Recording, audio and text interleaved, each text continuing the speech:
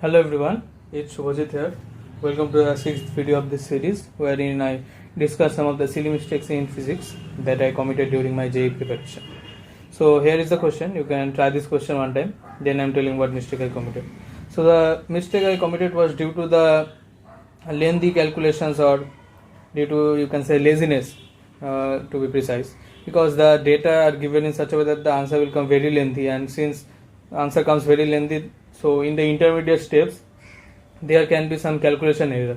So we must not be afraid of bad calculations, like when the terms are not cancelling, when the terms are very large. We must not be afraid of that, because we have to accept it. When the question is framed, if our concepts are clear, whatever long with the calculation, we must be in a temperament to derive the answer, no matter how long the calculation is.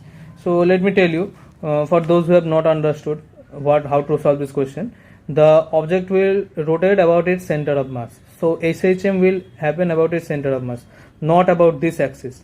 So many might make mistake that they will calculate moment of inertia about this red axis. So that is the first place where you are trapped and you cannot solve the question after that. Time will be wasted and you will not get the answer. So one more after that, the actual thing that will happen is we have to find the center of mass of this system, and then we have to find moment of inertia about that center of mass. So you can already see that the numbers are getting very large, but we cannot escape calculation. We have to do the calculation. If it gives us equal marks, then we have to do it. So now I am telling that first thing that we have to do is to find the center of mass of the system. So as this part is more heavy, so center of mass will lie in this region. So YCM, you have to find the YCM. So it can be found out very easily. For a hemisphere it is 3r divided by 8. So when you calculate, you will get that YCM is equal to r divided by 8. This distance is r divided by 8. I am not showing the calculation precisely, so you can easily check that.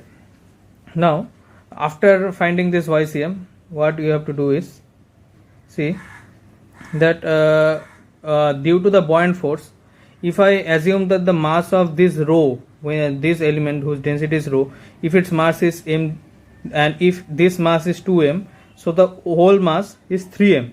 So buoyant force will act 3mg, and you all know that buoyant force acts about the center of buoyancy, which is the center of mass of the displaced part of the liquid. So this is the displaced part of the liquid, and for torque calculation we can consider that it is acting at this center of mass. So I have taken that the buoyant force is acting about the center, but the center of mass of the displaced fluid element, but gravitational force will act about the center of mass of the actual element. See, the actual element have varied densities, so the mg, the gravitational force, will not act along this center, rather it will act along this point. Like I have rotated it slightly.